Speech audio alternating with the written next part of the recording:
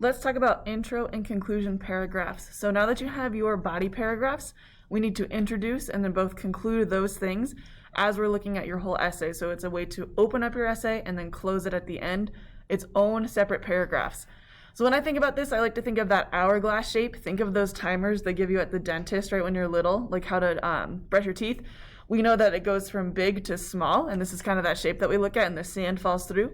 You can also think of the Jolly Ranchers. So the wrapper is big on this side, and then it gets a little bit smaller towards the candy. Okay, so when you think about our intros and conclusions, they're going to go big to small, and then small to big when we think about the levels of thinking we're going to use there. So when we're looking at this, there's a few different pieces we need to have a full intro and conclusion. We're going to talk about intros first. So we have our hook, background knowledge, and thesis. After that, we'll look at our restated thesis, connection to hook, and final thoughts. Overall, this will be the shape of your essay, though. We'll have our first and second body paragraph with intro and conclusion around those. Okay, so let's break down each piece here. That's just another view of our essay. Let's break down each piece here and see what we need to know in order to make a successful introduction paragraph. So here is ours from our mentor text. This is an example.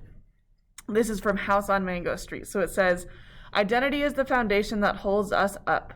The novella, The House on Mango Street by Sandra Cisneros, demonstrates this concept through Esperanza, a young girl who is struggling to define her identity. Throughout the novella, Esperanza's search for identity is impacted by her environment. So that is all I need for my introduction. Right after that comes my body paragraph. Let's look at each type of sentence and how we write that. The pink one is called the hook. The job of your hook is to hook your reader in, right? To bring them into your reading, excite them about what you have to say. When we look at this, it is about the topic. So think about that shape. It's the bigger part of that triangle. It's going to be broad. It's just about your topic. It is not about the text. So for you, it might be about redemption or how actions have consequences, okay? So when we look at that, we're going to use either a quote, maybe a bold statement. You can do an interesting fact or statistic, a metaphor or simile, anything here to grab your reader's attention. We do not use questions though. We're done with that, right? So pick one of these four to try. Here's the example again from House on Mango Street. Identity is the foundation that holds us up. This is about the topic, which is identity. This is a metaphor showing that, hey, this is how I'm going to be talking about identity today. Okay, so hook, one simple sentence, get your reader excited. After that comes BK, or background knowledge. So for this one, we are kind of doing what we do in Name It. We want to give our reader just a brief summary of what we are talking about or what text we read. Think about our friend Goldilocks here. It needs to be just right. So for this one, you are going to give me just enough about that text so I can understand what you're going to be talking about in your essay. We will use Name It, or I like to call it tag, title, author, genre, in this sentence, okay? So here, I have this for House on Mango Street. In the novella, The House on Mango Street by Sandra Cisneros, it demonstrates this concept through Esperanza, a young girl who is struggling to define her identity. So I have my title, author, and genre. And then here, just a quick summary. House on Mango Street is about a girl who doesn't know who she is. That's it. I don't need to talk about anything else. That's enough for my reader to be like, okay, this is going to be about identity. Okay? Please keep this to one sentence as well. And then after that, we have our thesis statement, our third sentence. This is green, also like a topic sentence.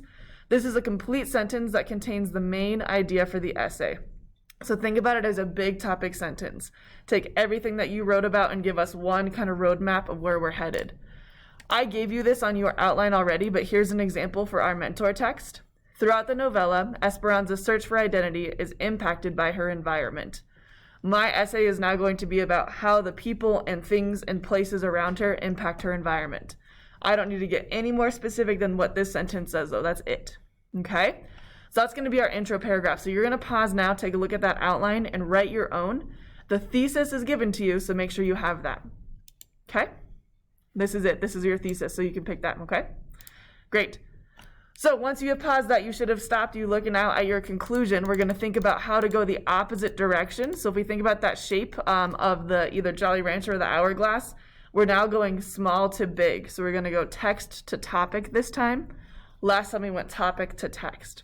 So let's read our example and then see what we see here, okay? Ultimately, Esperanza's environment, though challenging, helps her finally define her identity.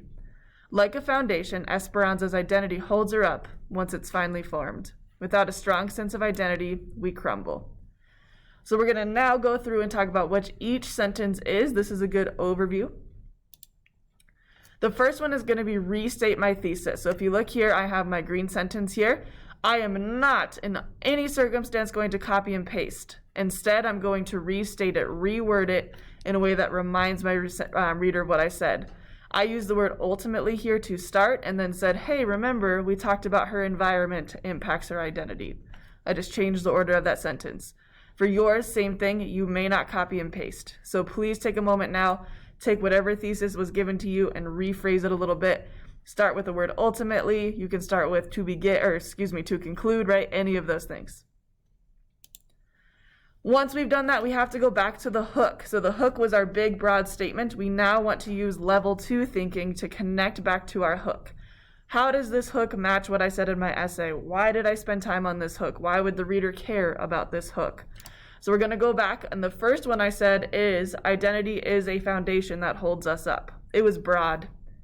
In this one, I'm going text to topic, so I can still talk about Esperanza here, but very kind of gently, just a little bit of level 2. I'm going to bring that image back. Like a foundation, so there's my metaphor, Esperanza's identity holds her up once it is finally formed. My whole essay talked about that, so here I am going to now just kind of weave that back in. If you did a quote, explain how that quote was shown through Brent or whoever, right? If you did a bold statement, explain how or why that statement was shown through your essay. You cannot just leave it hanging. You need this to be a one-sentence explanation of your hook.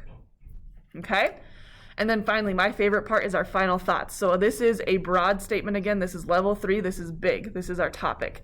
This one is what I like to call our mic drop moment. So you're going to leave them with something that's like, man, that's amazing to think about, okay? So I like to start with the word without, and then I always put my topic there, okay? So without, and I talked about identity, so without a strong sense of identity, what happens? I said we crumble, and that goes back to my image of the foundation, right? Something holding us up. Without redemption, what does our world look like? Without perspective, right? Whatever you wrote about, that's what you're going to say for your final thoughts. Don't try and, give us the end all be all statement that cures all of the inequities in the world here. Give us one simple statement, on your topic that leaves us thinking. Okay? On your outline right now, you have those pieces as well. Take a moment to map those out, and happy writing, guys.